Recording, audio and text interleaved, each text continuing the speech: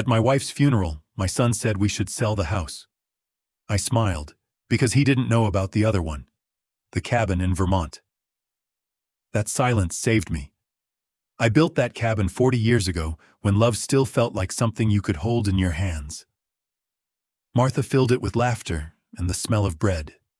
And now she's gone. And my son wants to sell what's left of us. Even the air that day hurt to breathe. The pastor said, "Ashes to ashes, dust to dust." And the wind carried the words away before they could settle. Ethan stood beside me, hands in his pockets, eyes dry. He checked his phone once during the service. Maybe he didn't even notice he'd done it. I just kept staring at the coffin, at the flag they handed me, trying to understand how the world could keep breathing while she stopped. People came up after the service, whispering things like, "She's in a better place." I nodded, because that's what people expect you to do when they don't know what else to say. Then Ethan waited until everyone left and said, "Dad, we'll have to talk about the house soon. You shouldn't stay there alone." I looked at him and said nothing, because if I spoke, I might have told him too much. When he turned away, I slipped my hand into my coat pocket and felt it, cold metal against my skin, the brass key, the one from the cabin in Vermont. I closed my hand around it until it hurt. Some secrets need to stay quiet a little longer. Grief changes a house, not by emptying it, but by rearranging everything that used to make sense. And that night, when the lights went out, the silence didn't feel empty anymore. It felt deliberate, like something was waiting inside it. The house felt different after the funeral. Not empty, just rearranged, like grief had moved the furniture when no one was looking. Ethan and Claire said they'd stay with me for a while, just until things settled down. I didn't argue. Silence makes people underestimate you, and that can be useful. In the mornings, I'd hear Claire moving through the kitchen, opening drawers, making plans she didn't say out loud. She cleaned surfaces that didn't need cleaning. She stacked boxes that didn't need stacking. Ethan spent his time in front of the computer, whispering about loans and listings. They thought I couldn't hear, but the house carries voices when it's this quiet. One afternoon, I came back from the hardware store and found Claire in the living room, holding Martha's red scarf. It was folded too neatly, like a memory being put away. She smiled when she saw me. "Do you want me to keep this? Or maybe donate it?" she asked. I told her, "Keep it. Some things don't belong in boxes." She nodded, pretending to understand, but her eyes were already scanning the room, measuring what could fit in a moving truck. That night, I walked past Ethan's laptop on the dining table. The screen was open to an email, subject line, listing inquiry, Hensley property, my last name, my house. I stood there long enough for the coffee pot to stop percolating. Then I turned away. At dinner, Ethan cleared his throat before speaking. He always did that when he was about to say something rehearsed. "Dad," he said, "a realtor might stop by tomorrow, just to take a look around. You don't need to worry about anything." I told him, "I'm not." He looked at me like he wasn't sure whether I was agreeing or warning him. I didn't help him decide. After dinner, Claire started talking about market trends, something about how houses in our area were in demand. She said it like a good thing, like loss had a resale value. When they went upstairs, I sat by the window. The night outside was heavy, all gray and quiet. I could see the reflection of the key on the table, the old brass one. I picked it up and turned it in my hand. It caught the lamplight the way gold does when it's pretending to be ordinary. That key had outlived almost everything I owned. I'd carried it for decades, even when Martha told me we might never need it again. "You never know," she said. "Some things wait for the right silence to return." The right silence. I didn't understand what she meant then. I think I do now. Later that night, I opened her drawer. Inside was her watch, stopped at 9:15. There was a photograph of us standing on the lake dock, her hand holding mine, and beneath it, an envelope with my name written in her handwriting. My fingers shook as I picked it up. I didn't open it. Grief makes you clumsy with the truth. It's better to wait until your hands stop shaking. I turned the envelope over and felt the weight of it, light, but heavy in all the wrong ways. For a moment I thought I could smell her again, that faint mix of cedar and flour that never left her clothes. Then I heard footsteps behind me. Claire's voice was soft. "You should get some rest, Dad," she said. "Big day tomorrow." I smiled without turning around. "What day is that?" She paused, long enough for her meaning to fill the air. "The realtor's coming," she said. "Just a quick visit. Nothing's final yet." Nothing's ever final until it is, I thought. After she went back upstairs, I sat there in the half-light, holding the letter, listening to the clock tick. Each second sounded like a nail being driven into something I couldn't see. The wind outside pressed against the house, making it creak like old wood trying to speak. Maybe it was. Houses remember more than people think. I set the letter down and stared at the key again. Its surface was worn smooth by time and worry. I could almost hear Martha's voice, gentle but firm. "You built that house with your hands. One day, you'll need it again." Maybe she knew what was coming. Maybe she always did. I put the key back in my pocket. It felt warmer than before, as if it remembered me too. Tomorrow, they'd start talking about appraisals and signatures. They'd use words like fair share and market value, but they didn't know about the house by the lake. They didn't know that not everything can be sold. Some things are built with hands, some are built with silence, and I'd learned to trust the second kind. The next morning started with the smell of coffee that wasn't mine. Claire was already in the kitchen, humming to herself, cheerful in that way people are when they've decided something for you.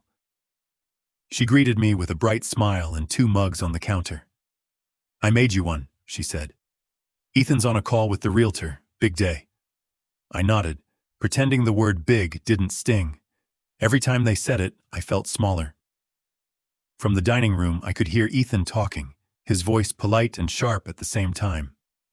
"Yes, it's the 3-bedroom property. Yes, my father still lives here, but he's ready to downsize." He paused, laughed softly. "You know how it is. Empty nest, big house, too many memories." Too many memories. That's what he called them. He hung up a few minutes later, came into the kitchen, and said, "They'll stop by this afternoon to take pictures. It's just the first step." He said it the way someone says, "We're just testing the water," when they've already decided to jump. I stirred my coffee and watched the steam twist up into the light. "You should make sure they capture the good side," I said. He looked confused. "Of what?" "Of the house," I said. "You only get to sell your soul once. Might as well make it look pretty." He didn't laugh. He never did when he wasn't the one holding the upper hand. After breakfast, I went out to the shed. The air was colder than usual, the kind of cold that bites through gloves. The shed still smelled like sawdust and oil, and in the corner sat the wooden box I hadn't touched in years. I wiped the dust off and lifted the lid. Inside were blueprints, old photographs, and a smaller metal box with a lock. I didn't open it. Not yet. I just needed to know it was still there. Martha's voice played in my head again, soft as the snow starting to fall outside. If they ever forget respect, let silence remind them. By noon, 2 strangers stood in my living room holding a tablet and a clipboard. The realtor, a woman in her 40s with a bright scarf, walked around taking photos, talking fast. Ethan followed her like a shadow, nodding to everything she said. Claire stood near the window, pretending to be busy on her phone. They talked about potential buyers and renovation value. I heard numbers I didn't recognize attached to rooms that held my life. When the realtor stepped outside to take a picture of the yard, I looked at Ethan. "So this is happening," I said. He shifted, uneasy. "It's for the best, Dad. You shouldn't have to worry about maintenance. You'll be more comfortable somewhere smaller." "Smaller," I said again, letting the word settle between us. "You keep saying that like it's a good thing." He sighed. It's just practical. Practical, I repeated. That's what people call it when they stop caring about meaning. Claire stepped in, smiling the way people do when they're tired of pretending. We're all just trying to move forward, Dad. That's what Mom would want. That sentence, that's what Mom would want, cut deeper than any knife. People use the dead like shields when they can't face the living. I didn't answer. I just turned toward the window. The light was changing. That grayish-white glow Minnesota gets right before snow. The realtor came back inside and said, "We'll have the listing up by Monday." Ethan smiled and thanked her. When she left, he said, "That went well. We might get an offer by next week." I looked at him and felt something shift, a small crack inside the silence I'd been keeping. "Did you ever stop to think what this house means?" I asked. He frowned. "It's just a house, Dad." "No," I said. "It's never just a house." He started to say something, then stopped. The air between us felt heavier. I walked over to the mantel, picked up the family photo, Martha in the middle, smiling like she knew a secret the rest of us didn't. I traced the edge of the frame with my thumb and said quietly, "She built a home here. You're just trying to sell the walls." Ethan didn't respond. He grabbed his coat, muttered something about a call, and walked outside. When the door closed, the house felt like it exhaled. I sat down, opened Martha's letter, and unfolded it for the first time. The paper had softened over the years, but her handwriting was still strong. It said, "Robert, if you're reading this, it means I couldn't stop time like I always tried to. You'll have to let them make their choices, even the wrong ones. But remember what we built by the lake. Remember that it's yours and it's safe. You gave me a lifetime of peace. Keep that peace for yourself when they forget what love is made of." I read it 3 times before setting it down. There was no anger in her words, only clarity. It felt like she was standing beside me again, whispering the truth I needed to hear. That evening, I made tea and sat by the fire. Claire asked if I'd eaten. I told her I wasn't hungry. She said, "You've barely touched your pension money, Dad. Maybe you can help with the taxes once the sale goes through." I smiled. "We'll see," I said. She didn't notice the way I said it. When they went upstairs, I took the wooden box from the shed and placed it on the table. I unlocked it and looked through the contents. Blueprints, keys, a folded property deed with my name on it. Martha had signed it years ago. The house by the lake was legally mine. No one else knew. I traced her signature with my finger and whispered, "You really did know." Then I closed the box, locked it, and slid it back under the table.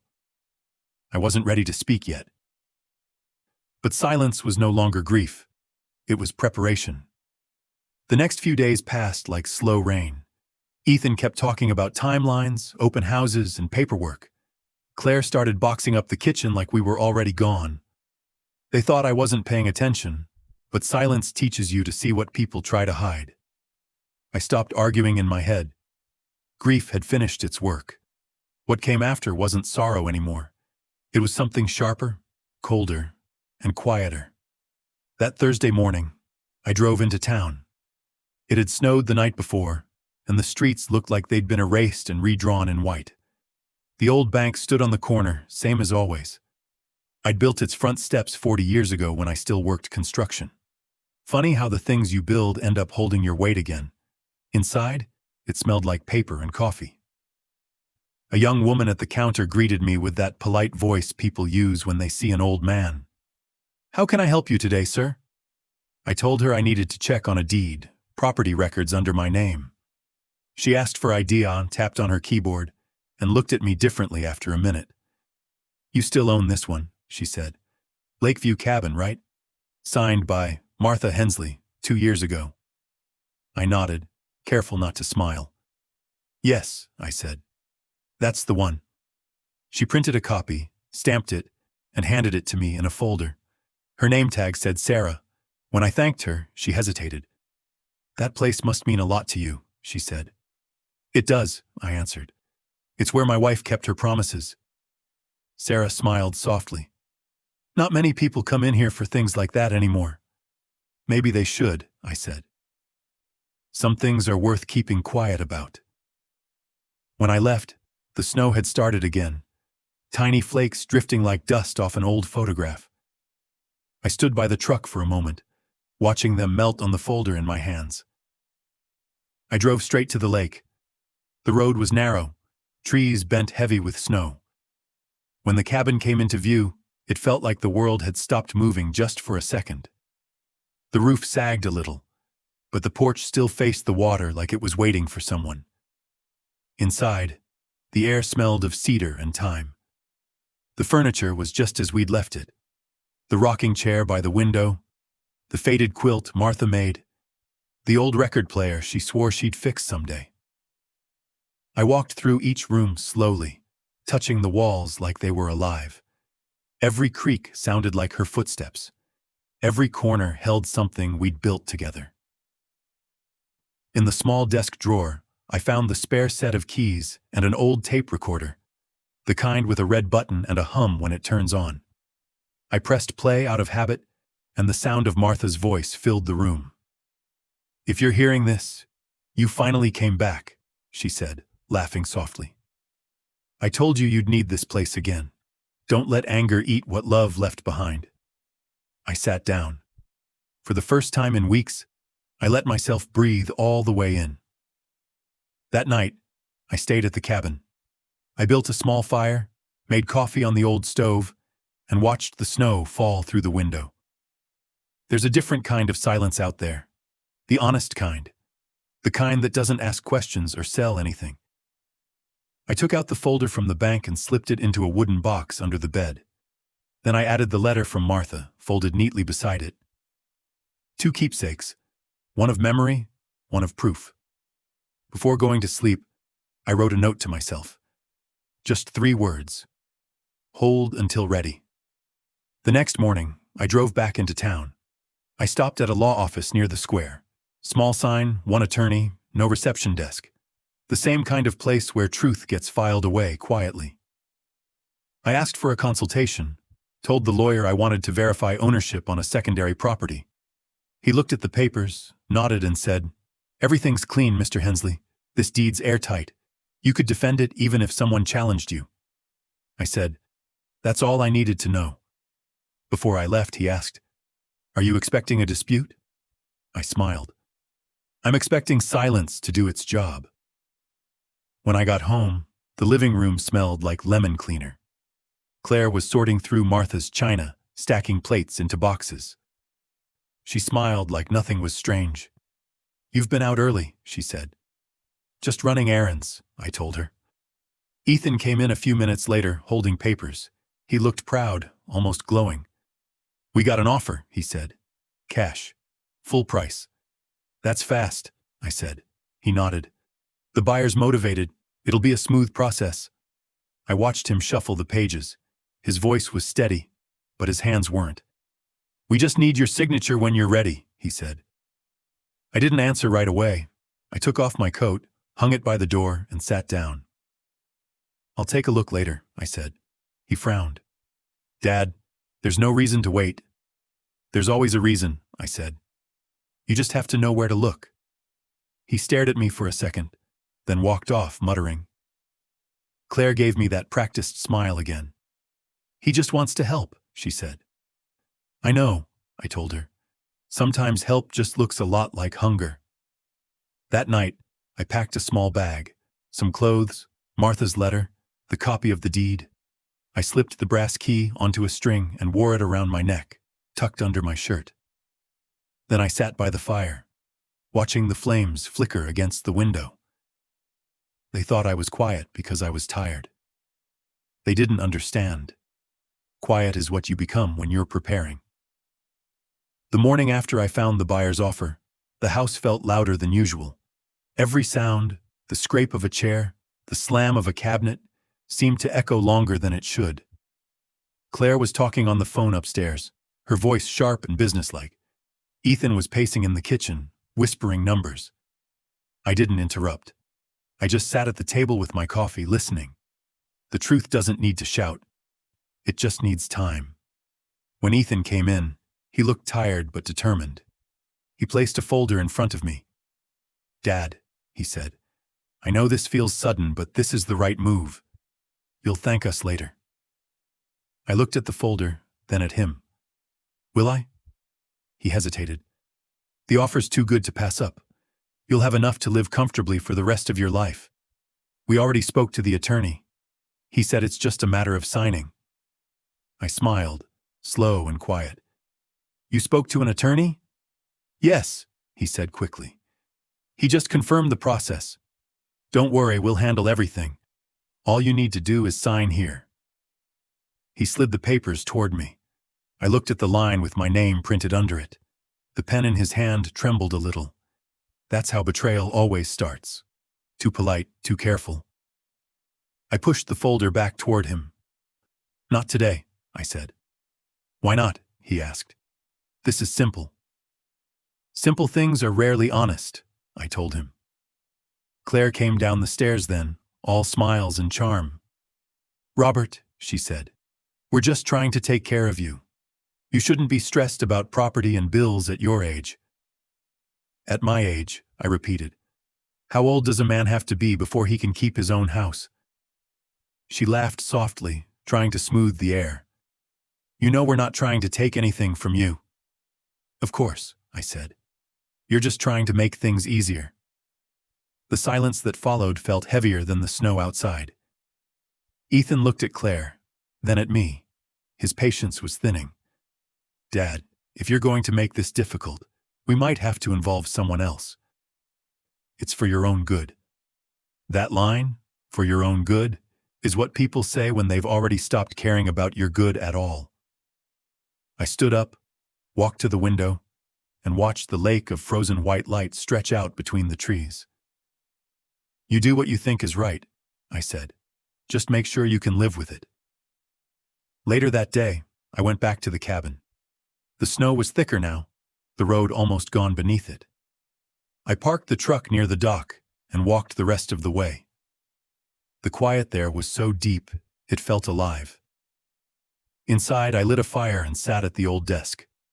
I took out a small notebook and started writing down dates, calls, meetings, things they said. I wasn't building a case. I was building clarity.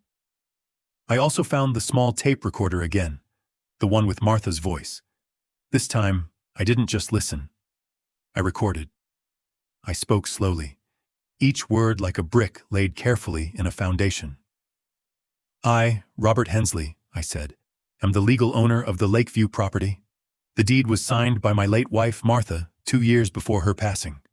Any attempt to transfer ownership without my consent is fraudulent." Then I clicked the stop button and placed the recorder next to the deed. 2 small things that together could speak louder than I ever could. That evening, I returned home. Ethan and Claire were in the living room, going over documents with another man, a stranger in a suit. They stopped talking when they saw me. Ethan said, "Dad, this is Mr. Rogers. He's a financial advisor. He's just helping us organize everything." I nodded slowly. "Helping who, exactly?" Claire spoke before Ethan could answer. "He's helping all of us. This sale affects everyone, you included." I looked at the papers spread across the table. Did I ask for his help? No one spoke. The man cleared his throat and said, "We're just trying to ensure a smooth transition. You'll still retain a portion of—" I cut him off. "A portion of my own life." He blinked, not sure what to do. I turned to Ethan. "You brought a stranger into your mother's house to divide what she built?" Ethan's face flushed red. "Don't make this emotional, Dad. It's business." "Business," I said. "That's what you call it when you sell the ground someone loved you on." Claire stepped closer. "We're doing what's best for everyone." I took a deep breath. My silence had lasted long enough to let them reveal who they were. And they had. Completely. "I understand," I said finally. "Go ahead. Do what you think is best." Ethan's shoulders relaxed. "So you'll sign?" I smiled faintly. "Not yet, but soon." That night, They celebrated downstairs with a bottle of wine. I stayed upstairs in my room, writing again. Every word, every date, every name. When people show you who they are, you write it down so you don't forget. Before I went to sleep, I looked at Martha's letter one more time. The ink had started to fade, but her words hadn't. "Remember what we built by the lake," she'd written. "Remember that it's yours, and it's safe." I whispered to the quiet room. It still is. The next morning, I found the signed offer papers on the kitchen table with a pen laid neatly on top. Claire had written a note. "Please sign before lunch.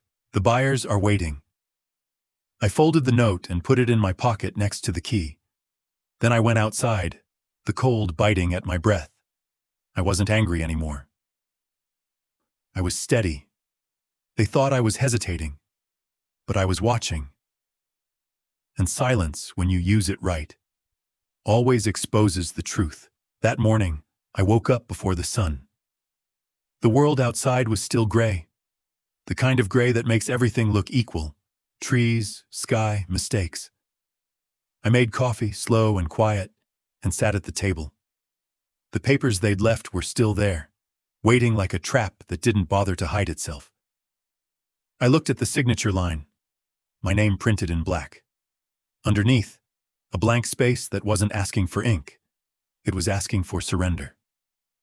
I folded the papers and slipped them into a drawer. Let them think I was hesitating. Silence is easier to underestimate than to argue with. Around 9, Ethan came downstairs. He was on the phone again, pacing, sounding confident. He said things like, "We're closing next week, and he'll sign today." He didn't know I was listening. When he saw me, he smiled. "Morning, Dad. Did you sign?" "Not yet," I said. He frowned. "What's holding you up?" "Just want to be sure I'm signing the right thing." "It's the only thing," he said. "Don't overthink it." He meant don't notice it. But I've been around long enough to know that the things you're told not to think about are usually the ones that matter most. Later that day, I drove back to the cabin. The lake was frozen over, the wind carrying that hollow sound it makes when winter's about to turn. I went inside and opened the wooden box again. I laid everything out on the table: Martha's letter, the deed, the recording. 3 tokens of truth. I knew I couldn't just keep them hidden anymore. Silence has power, but only when it's timed right. So I made another recording. This time my voice was steady. "My name is Robert Hensley," I said. "This is to confirm the full ownership of the Lakeview property. My wife's signature and the bank's record verify this. My son, Ethan Hensley, and his wife, Claire, have been attempting to sell my primary residence under false pretenses, claiming it is their right. I am of sound mind and will present this evidence if required." When I finished, I sealed the recording in an envelope, along with the copy of the deed and Martha's letter. Then I wrote one line across the front: "For delivery if I am unable to speak." After that, I drove into town again and stopped at the post office. I mailed the envelope to my attorney, the quiet one from the small office, with instructions to open it only if he received a call from me or anyone claiming I'd passed away. It's a strange kind of peace, knowing the truth can now speak, even if you can't. When I got home, Ethan and Claire were waiting. Ethan's jaw was tight, like he'd practiced being calm and failed halfway through.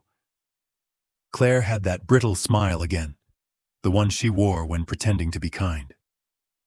"Dad," she said, "we've got great news. The buyers increased their offer. You'll get even more once it closes."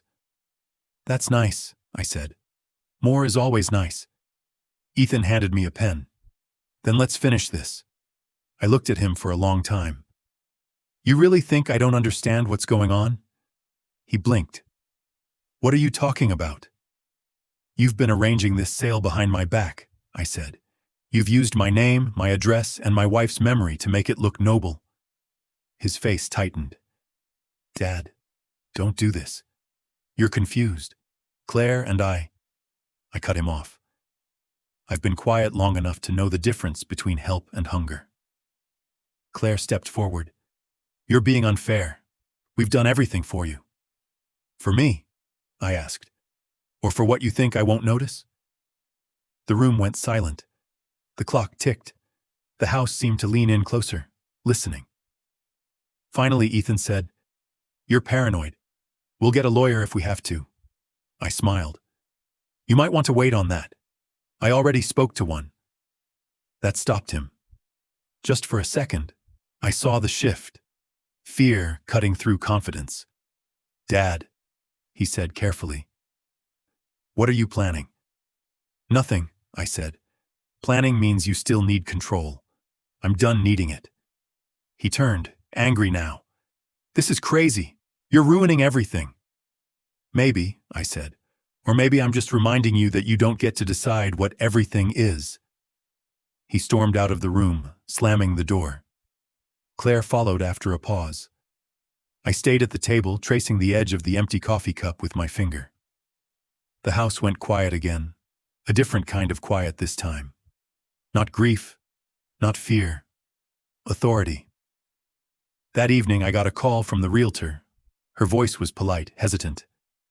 "Mr. Hensley," she said, "your son told us you'd already signed, but the documents came back unsigned. Should we schedule another visit?" I said, "That won't be necessary." "Oh," she said, surprised. "Has something changed?" "Yes," I told her. The truth caught up. I hung up before she could ask more. The next morning, I called Ethan downstairs. "We need to talk," I said. He came down slow, guarded. "If this is about the papers again, It's not," I said. "It's about Martha." That stopped him. "She left me something before she died," I continued. "A letter. You remember how she was, always thinking ahead." He crossed his arms. "And? She wanted me to hold on to what we built together. Said some things were meant to stay with the hands that made them." Ethan frowned. "Dad, please." I cut him off. "That lake house she loved so much? It's still ours. And by ours, I mean mine." He froze. "What?" I looked straight at him. "The deed's in my name. Always has been. You've spent weeks trying to sell one house while I still own another. I'm not losing both." He didn't speak. Claire came in halfway through, caught the end of it, and stopped in the doorway. I stood up, calm as ever. "You wanted everything neat and finished. Consider it done. You can take this one if you need it so badly. I'll be somewhere that can't be sold." I walked past them, grabbed my coat, and stepped into the cold. Behind me I heard Claire whisper, "What just happened?" Ethan didn't answer. He was still standing in the same place, realizing the ground under him had just shifted. I drove toward the lake, the snow melting off the windshield as the sun broke through the clouds. For the first time since Martha's funeral, the air felt clean. At the cabin, I unlocked the door, set down my bag, and looked around. The firewood was stacked neatly where I'd left it. The quiet felt alive again, like the house itself was exhaling. I sat by the window, watching the light touch the frozen water, and I whispered, "You were right, Martha. Silence doesn't beg. It waits." The morning after I left, I woke up to the sound of the lake cracking under the frost. The ice shifts when the sun hits it, loud enough to sound like thunder, soft enough to remind you it's still fragile. That's what silence is too. Strong, but always listening. I made coffee and sat by the window, watching light crawl across the frozen water. For the first time in months, the world felt still. But peace never lasts long when guilt starts losing patience. Around noon, my phone started ringing. It was Ethan. I let it ring twice before answering. His voice was tight, sharp at the edges. "Dad, what are you doing? You just left. Claire's worried sick." I said, "I told you I'd be fine." "This isn't fine," he snapped. "The realtor's calling, the buyers are confused, and now the lawyer says there's an issue with the paperwork." "Is that so?" I asked. "Yeah," he said. "They're saying the ownership records are conflicting. Something about another property in your name. You didn't tell me about that." I let that hang in the air for a few seconds. No, I said. I didn't. He sighed into the phone. Dad, this is serious. We could lose the sale. That's not a loss, I told him. That's called truth catching up. He started to say something, but I ended the call. Some conversations deserve to end where the lies begin. That afternoon, I drove back into town. Snow was melting, the streets wet and shining. I parked outside the lawyer's office, the quiet one. The man with no receptionist and too much honesty in his eyes. He looked up when I walked in. Mr. Hensley, he said, I was just about to call you. Is that so? I asked. He nodded. Your son contacted me this morning. He wanted to verify the sale and transfer of your house. I told him we needed your direct confirmation. That's when I mentioned the deed you filed for the lake property. It surprised him. I smiled. I imagine it did. He pushed his glasses up his nose and said, Would you like me to handle this formally? I can call them both in, clarify ownership, make sure everything's on record. Yes, I said. I think it's time silence had witnesses. He scheduled the meeting for the next morning. When I got home, I called Ethan back. There's a meeting at the law office tomorrow, I said. 10 a.m., bring Claire. We'll clear this up properly. He hesitated, then said, Fine. But this is getting ridiculous. Good, I said. It's about time. That night, I barely slept. I wasn't nervous, just ready. Ready for the quiet to finally speak. The next morning, I arrived early. The office smelled of coffee and paper, the kind of smell that reminds you truth is old-fashioned but reliable. I sat across from the lawyer's desk while he set out the files, one labeled Hensley Residence, the other Lakeview Cabin. Ethan and Claire arrived a few minutes later. They came in fast, voices low but angry. Ethan looked like a man trying to win a fight he didn't understand. Claire had that brittle confidence again. Polite, polished, hollow. Dad, Ethan said, can we talk outside first? No, I said. We'll talk here. That's why we came. The lawyer cleared his throat. All right, let's begin. He opened the folder with the house documents.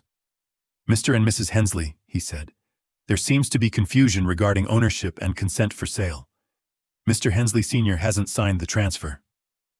Ethan leaned forward. Because he's being stubborn. We're trying to help him move on. The lawyer didn't blink. Be that as it may, without his signature, nothing can proceed. Also, there's a record of another property, Lakeview Cabin, which is still legally active under Mr. Hensley Sr.'s name. Claire frowned. What does that have to do with anything? It clarifies intent, the lawyer said calmly. This deed was updated and notarized 2 years ago. It establishes Mr. Hensley's mental competence and ownership of both properties. Ethan turned to me, face pale. You planned this. I prepared, I said. There's a difference. He stood up. You can't just embarrass me in front of... I'm not embarrassing you, I said quietly. You did that yourself when you forgot who built this house. The lawyer continued, flipping a page. Additionally, Mr. Hensley provided a recorded statement and documentation confirming that any sale without his consent would constitute fraud. These materials were filed yesterday. Ethan's voice cracked. You recorded me? No, I said. I recorded myself. I didn't need your words. Mine were enough. For a long moment, no one spoke. You could hear the hum of the ceiling light, the sound of paper settling back into place. Finally, the lawyer said, Given the evidence, I'll be notifying the realtor that this sale cannot continue. Ownership remains solely with Mr. Hensley Sr. Any further attempt to act on his behalf without consent will be a legal violation. Claire looked down, her hands twisting. Ethan's face had gone from red to gray. I stood up. We're done here. Ethan followed me outside, voice shaking. Why, Dad? Why are you doing this to me? I turned to him. Doing this to you. You tried to erase what your mother and I built. You wanted to sell grief like it was furniture. And now you're angry because the house refused to be sold? He opened his mouth, but no words came out. That's what happens when lies lose oxygen.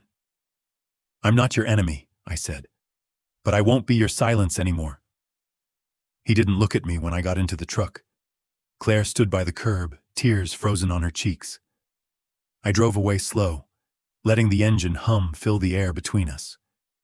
Back at the lake, the ice had started to melt around the edges. The water moved in small, quiet waves, soft but relentless. I walked down to the dock and stood there, feeling the wind slide across my face. It wasn't victory I felt, just balance. Justice doesn't always roar. Sometimes it just breathes again after holding its breath too long. I took the brass key from around my neck and held it against the light. It glimmered, warm from my skin. Then I dropped it into my pocket and said softly, "It's done, Martha." They heard it. The silence finally spoke. The sound of the lake answered back. The day after the meeting, the sky finally cleared. For the first time in months, sunlight touched the snow and made it look like glass. I sat by the window with my coffee, watching the light spill over the lake. The quiet felt different now. Not heavy, not lonely. Just honest. I hadn't heard from Ethan or Claire since that morning. The silence they left behind was louder than any argument we'd ever had. That's how guilt works. It needs noise to survive. And when it loses that, it collapses. I spent the day cleaning the cabin. It wasn't about tidying up. It was about reclaiming space. Every shelf I wiped, every chair I moved, felt like taking back a piece of myself they'd tried to sell. When I opened the old drawer near the bed, I found one of Martha's scarves. Soft, faded red, the color of early sunset. She must have left it here years ago. I held it to my face, and for a second, I could smell her again. That familiar mix of cedar and soap, the scent that meant home. I sat on the edge of the bed, the scarf in my hands, and said quietly, "You were right." Silence did the work. That evening, I made soup on the stove and listened to the crackle of wood in the fire. The sound filled the room like an old song that doesn't need words. When the phone rang, I almost didn't answer. But something told me to. It was Ethan. His voice was lower, uncertain. "Dad," he said, "I just wanted to say, I'm sorry." I didn't speak right away. The silence between us felt heavy again, but not sharp this time, just real. He continued, "I was stupid. I thought selling the house would fix everything. I thought money could make grief easier." "You thought control could," I said. He exhaled. "Yeah, maybe that too." For a long moment, neither of us spoke. I could hear wind against the line, faint static like distance itself breathing. Then he said, "Claire left. She's staying with her sister for a while. I guess I pushed too hard." I said, "You both did, but you can still stop pushing." He sighed again, tired and small. "I don't know what to do now." "Start by sitting with silence," I told him. "It'll tell you what words can't." He was quiet, then said, "Can I come by sometime? To the lake?" "Not yet," I said. "Let the quiet work first." He nodded. Or maybe I just imagined it.